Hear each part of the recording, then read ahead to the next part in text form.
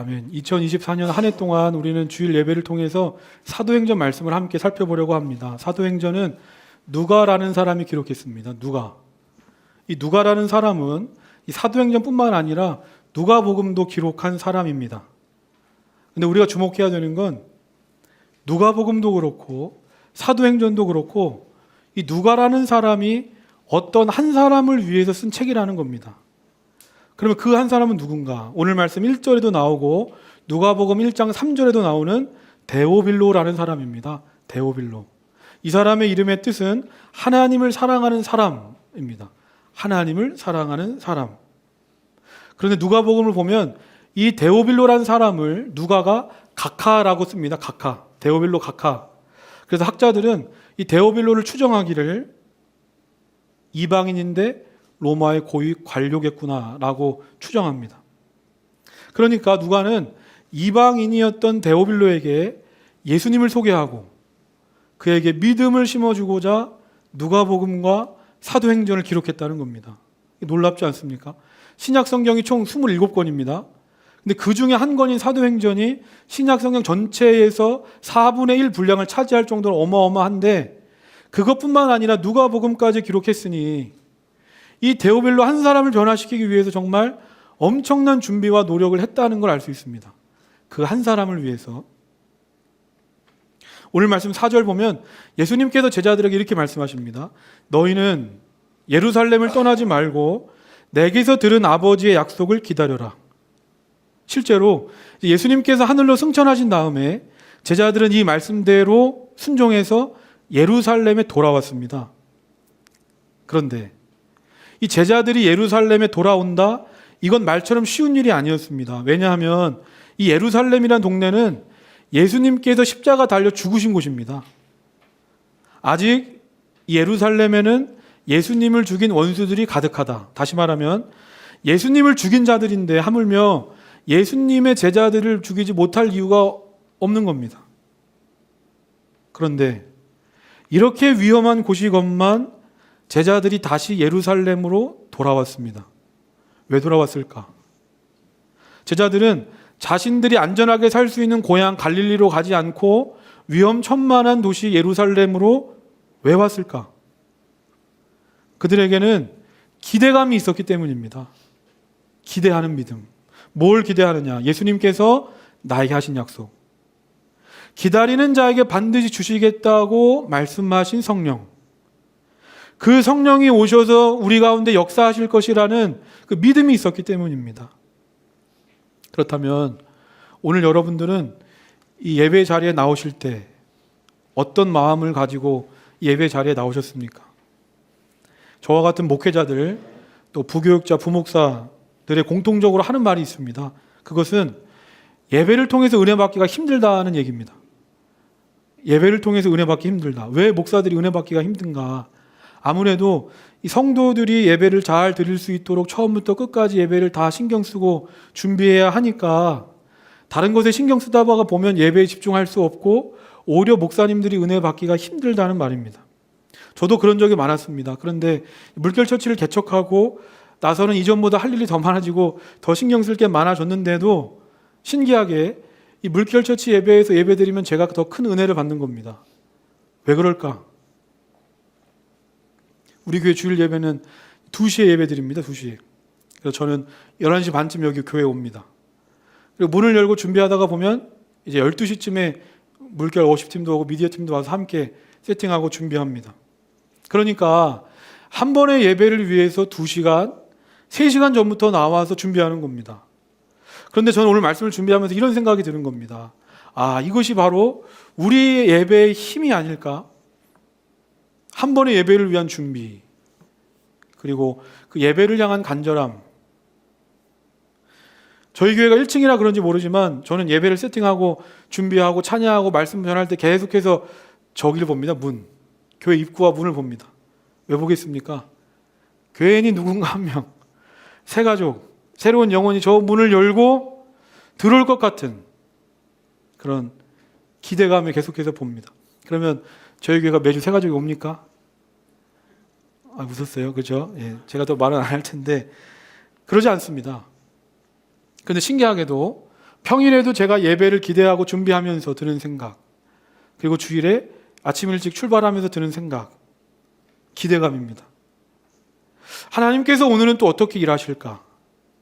하나님께서 또 오늘은 어떻게 우리의 마음을 만지시고 우리 가운데 어떻게 역사하실까? 데오빌로 한 사람을 위해서 누가복음과 사도행전이 기록되었던 것처럼 인간적인 눈으로 보면 비합리적이고 비효율적인 것처럼 보이는데, 하나님은 그 한 사람을 위해서 그 모든 것을 감수하시는 하나님이시라는 겁니다. 오늘부터 시작되는 이 사도행전 말씀이 하나님께서 한 사람, 바로 나 한 사람을 위해서 준비하신 말씀으로 받으시길 바랍니다. 지난주에 송구영신 예배를 드리면서 말씀 카드를 뽑았는데 말씀 카드 가지고 계십니까? 저는 지난주에 그 뽑은 제 말씀이 뭐냐면 주보에 있습니다. 마태복음 7장 7절, 구하라 그리하면 너희에게 주실 것이요, 찾으라 그리하면 찾아낼 것이요, 문을 두드리라 그리하면 너희에게 열릴 것이라. 이 말씀처럼 제자들은 두렵고 떨리는 곳이지만 그럼에도 불구하고 기대하는 믿음을 가지고 예루살렘으로 돌아왔던 것처럼 2024년 기대하는 마음을 가지고 예배당에 나와서 우리가 구하고 찾고 두드릴 때마다 하나님께서 이곳에서 드리는 모든 기도와 찬양과 말씀 가운데 놀랍게 역사하실 줄로 믿습니다. 오늘 말씀 3절입니다. 3절 함께 읽겠습니다. 시작. 예수께서 고난을 받으신 뒤에 자기가 살아계심을 여러 가지 증거로 드러내셨습니다. 그는 40일 동안 그들에게 여러 차례 나타나시고 하나님 나라에 관한 일들을 말씀하셨습니다. 예수님께서 십자가에 달려 죽으시고 부활하시고 바로 하늘로 승천하신 것이 아니라 오늘 말씀을 보면 40일을 더 계셨습니다. 이 땅에 40일.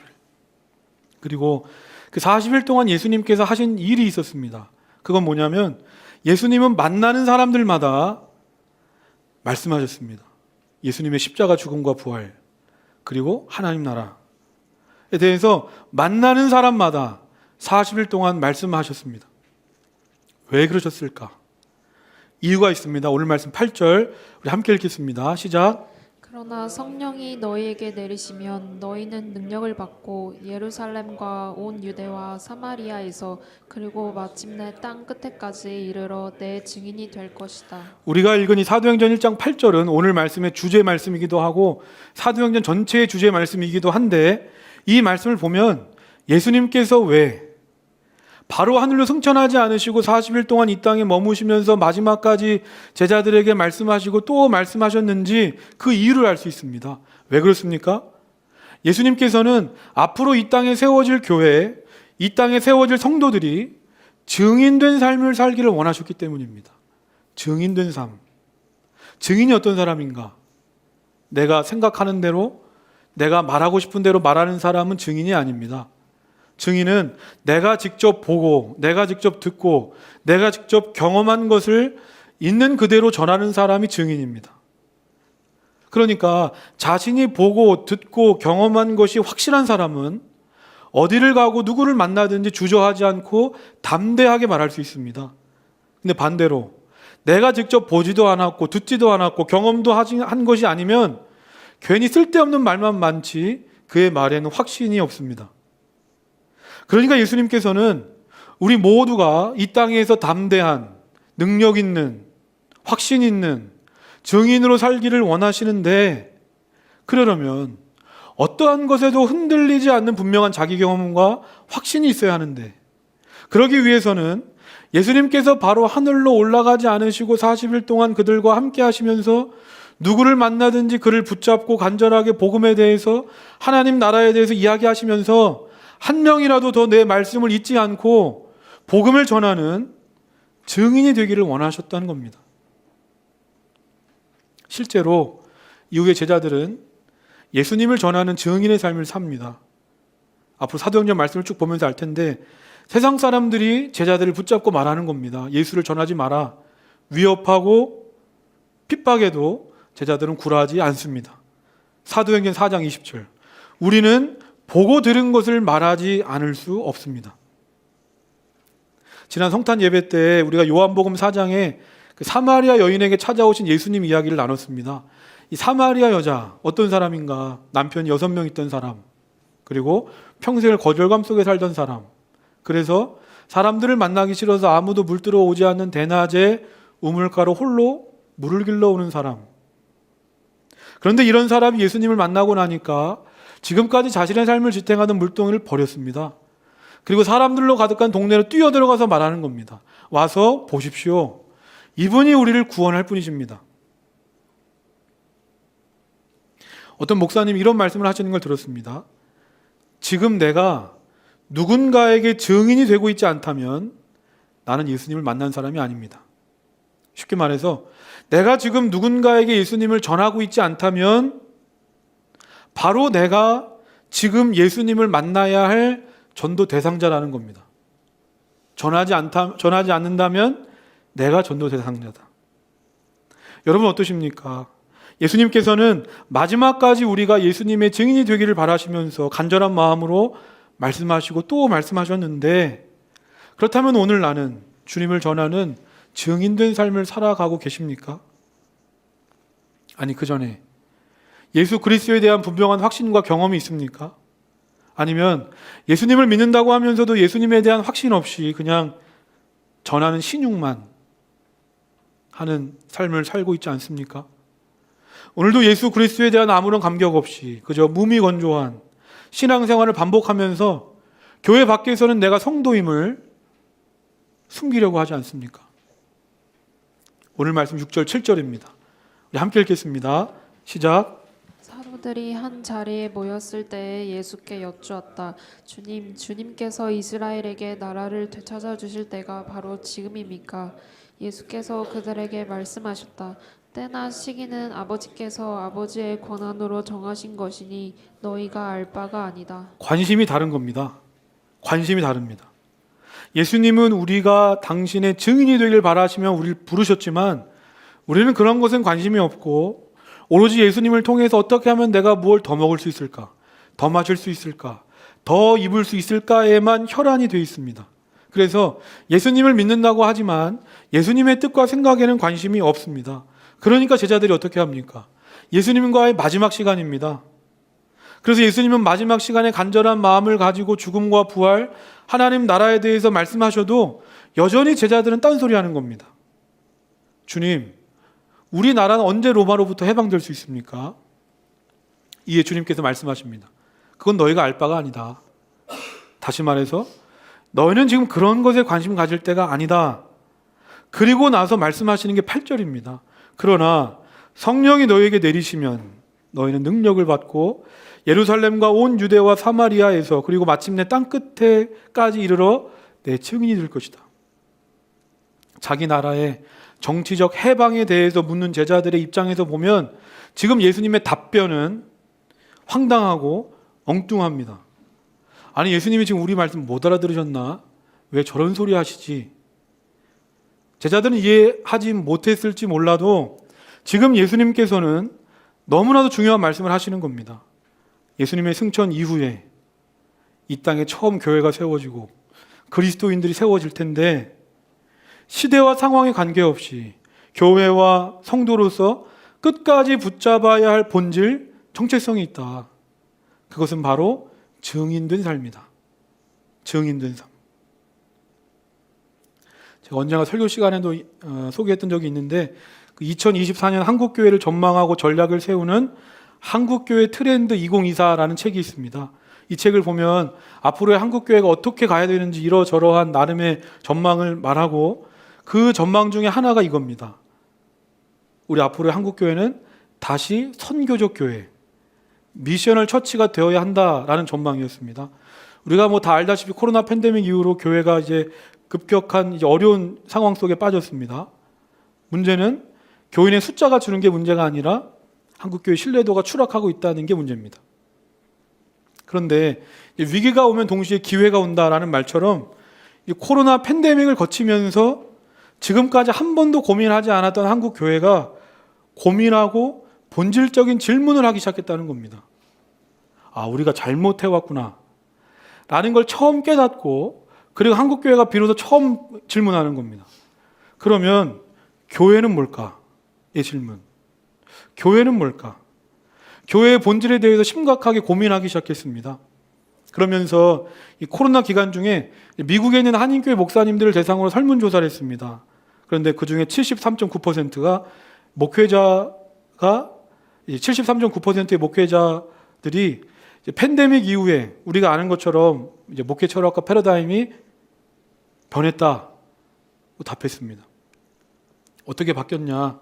교회는 건물이 아니라 사람 중심, 성직자 중심이 아니라 성도 중심, 프로그램과 이벤트 중심이 아니라 돌봄과 훈련, 중앙 집권적 모이는 교회에서 분산화, 흩어지는 교회, 수적 성장에서 네트워크로 그 가치가 전이 됐다는 걸 모두가 인정하기 시작했다는 겁니다. 그러면서 전 세계 교회가 다시 주목하는 게 이 책에서 전망했던 선교적 교회, 미셔널 처치입니다. 그렇다면 이 선교적 교회는 뭔가? 이 선교적 교회라는 개념의 교과서라고 할 수 있는 이 미셔널 처치라는 책을 보면 이 책은 선교적 교회에 대해서 이렇게 말합니다. 첫 번째, 성경은 선교적 책이다. 창세기부터 요한계시록까지 세상을 구원하시기 위한 하나님의 이야기며 교회는 그 운동을 위해 선택받은 도구다. 둘째, 하나님은 선교의 하나님이시다. 하나님은 선교의 원천이시며 예수는 선교사의 원형으로서 선교자의 실현자가 되시고 성령 하나님은 선교를 가능케 하시는 능력이 된다. 마지막, 교회는 세상의 구원을 위해 부름받고 보냄받은 제자 공동체다. 교회는 종교적 서비스를 제공하는 기관이 아니라 하나님 나라의 통치와 회복을 가져오는 사명 공동체다. 그러면서 마지막으로 한국교회 트렌드 2024에서는 이 선교적 교회, 미셔널 처치에 대해서 이렇게 말합니다. 선교적 교회는 교회의 체질을 변화시킨다. 교회의 정체성이 분명해지면 성도들의 선교 의식이 높아지고 자발적으로 선교에 참여하게 된다. 삶의 자리에서 선교적 삶을 살아가는 선한 그리스도인이 교회에 꼭 필요하다. 경제학자이면서 미래학자인 그 피터 드러커는 이런 말을 했습니다. 모든 조직의 목적은 외부 사람들을 섬기기 위해서다. 조직이 내부 사람들을 섬기기 위해 존재할 때 그 조직은 사멸한다. 이런 말. 제가 이제 여러 가지로 얘기했습니다. 선교적 교회는 이러이러한 교회고 미셔널 처치는 이런 교회다라고 얘기했지만 핵심은 오늘 말씀입니다. 예수님께서 제자들에게 하신 말씀. 교회는, 성도는 예수 그리스도를 전하는 증인이다. 그런데 증인으로서의 정체성, 본질을 잃어버리고 그저 교회만을 위해 살고 성도만을 위해 살았더니 오늘날 한국교회와 성도들의 능력을 다 잃어버리고 타락한 것이 아니냐. 오늘 우리에게 필요한 건 다른 특별한 게 아닙니다. 예수님께서 세우신 교회는 뭘까? 그리고 예수님의 부름받은 성도는 뭘까? 본질로 돌아가는 겁니다. 예수님께서 2000년 전에 우리에게 하신 말씀. 그런데 우리는 선교, 증인 얘기하면 머리에서 이런 생각부터 합니다. 우리나라를 떠나서 외국 가야 되는 거 아니냐? 그리고 특별한 소명을 받은 목사나 선교사들이 하는 거 아니냐라고 생각하지만 그렇지 않습니다. 선교적 교회, 증인된 삶은 그곳이 어디든지 복음이 필요한 곳이라면, 그리고 예수 그리스도를 내 삶의 주인으로 시인한 사람이라면 그 사람이 누구든지 지금 내가 살고 있는 자리가 선교지고 내가 만나는 사람 모두가 선교의 대상이 될 수 있는 것입니다. 오늘 말씀 8절 다시 보면, 그러나 성령이 너희에게 내리시면 너희는 능력을 받고 예루살렘과 온 유대와 사마리아에서 그리고 마침내 땅끝에까지 이르러 내 증인이 될 것이다. 예수님께서 증인된 삶을 사는데 어디서부터 살라고 말씀하십니까? 땅끝에부터 가라가 아닙니다. 예루살렘부터입니다. 증인된 삶은 예루살렘부터, 유대부터 시작하라는 겁니다. 그럼 예루살렘은 어떤 곳입니까? 예수님이 십자가에 달려 죽으신 곳, 그리고 예수님이 달려 죽으실 때 제자들은 예수님을 배신했던 곳, 예수님의 제자들의 실패와 실수와 부끄러움이 가득한 동네, 이미 예루살렘 모든 사람들은 예수님을 배신했던 제자들의 이야기 소문으로 다 들었습니다. 그런 동네. 그런데 예수님은 그곳에 가서 증인된 삶을 시작하라는 겁니다. 이게 무슨 말입니까? 선교, 전도는 다 갖춰져서, 다 준비된 곳에 가서 하는 게 아니라는 겁니다. 그럴 만한 자격이나 능력이 있는 사람만 하는 게 아니다. 비록 나의 부끄러움과 연약함이 다 드러난 곳이지만, 그래서 나는 거기 제대로 서 있을 자격조차 없는 사람인데, 그럼에도 그러한 나의 자격이나 조건들이 내가 예수 그리스도를 전하는 증인의 삶을 사는데 나를 막을 수 없다는 겁니다. 다음으로 유대입니다. 예루살렘, 그 다음 유대. 유대는 어떤 곳인가? 제자들이 평생 살던 곳, 고향, 가족, 친구, 동료들이 함께하는 곳. 오늘 우리들에게는 가정, 학교, 직장, 우리의 삶의 자리가 유대입니다.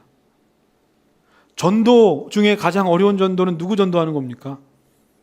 내가 매일 만나는 사람, 나랑 가장 가까운 사람입니다. 왜 어렵습니까? 왜 힘듭니까? 그들은 누구보다 나를 잘 알기 때문에. 말로만 교회 가자 해서 절대로 오지 않습니다. 내 삶의 변화가 보일 때만 움직이는 사람들이 나랑 가장 가까운 유대에 사는 사람들입니다. 이처럼 증인된 삶을 살려면 내 삶이 변화되어야 합니다. 내 삶의 변화. 그러면 내 삶이 어떻게 달라지고 어떻게 변화될 수 있을까? 내가 바뀌고 싶으면, 내가 변화되고 싶으면 내가 바뀌고 변화됩니까? 내 힘으로 나는 변화될 수 없습니다. 그러므로 예수님께서 말씀합니다. 오늘 말씀 8절 마지막으로 우리 함께 읽겠습니다. 8절 시작. 그러나 성령이 너희에게 내리시면 너희는 능력을 받고 예루살렘과 온 유대와 사마리아에서 그리고 마침내 땅 끝에까지 이르러 내 증인이 될 것이다. 그러나 너희에게 성령이 내리시면 예루살렘, 유대, 사마리아 땅끝까지 증인이 될 것이다. 이 말씀 그대로 우리가 증인된 삶을 살고자 한다면, 진정한 내 삶의 변화가 일어나길 원한다면 성령을 받으라 입니다. 성령을 받으라. 우린 여기서 중요한 영적 진리를 깨닫게 됩니다. 성령은 권세고 성령은 능력인데, 그러므로 우리 모두는 성령을 받아야 하는데 어떻게 성령을 받을 수 있을까? 성령께서 이 땅에 오신 이유를 알면 우리 성령을 받을 수 있는 방법도 알 수 있습니다. 성령께서 왜 이 땅에 오셨습니까? 8절. 우리 잘 먹고 잘 살게 하시려고가 아닙니다.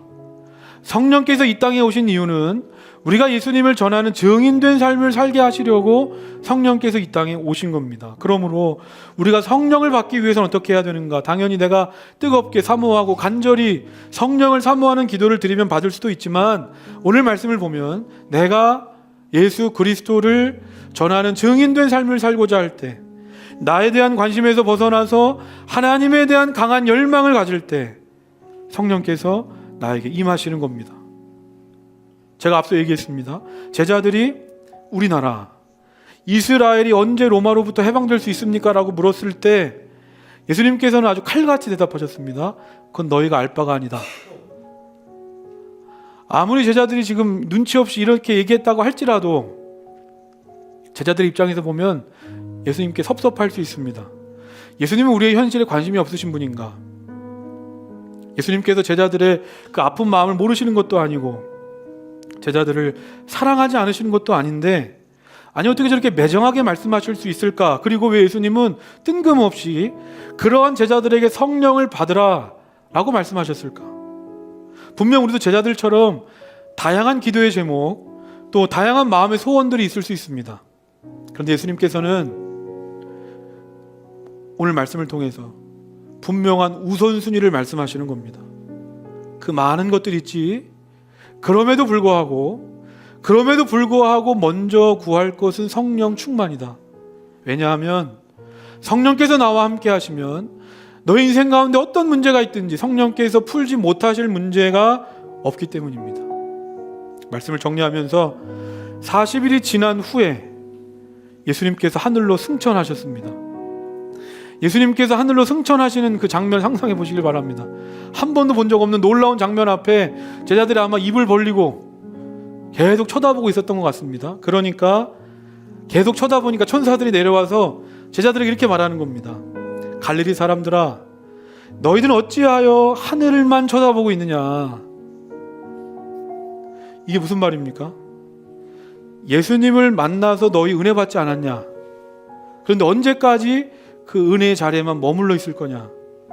은혜 받았다면 이제 은혜의 자리에서 나와서 은혜가 필요한 곳에 가서 예수님을 전하는 증인의 삶을 살아라. 누가라는 증인 한 사람을 통해서 데오빌로라는 또 다른 증인이 나왔던 것처럼, 그리고 누가복음과 사도행전 말씀을 통해서 이후 2000년간 수많은 증인된 교회와 증인된 성도들이 나왔던 것처럼 2024년 예수님의 증인된 나를 통해서, 예수님의 증인된 우리 교회를 통해서 또 다른 예수 그리스도의 증인들이 나오게 되시기를 주님의 이름으로 소망합니다. 오늘 말씀을 기억하면서 우리 함께 찬양하겠습니다.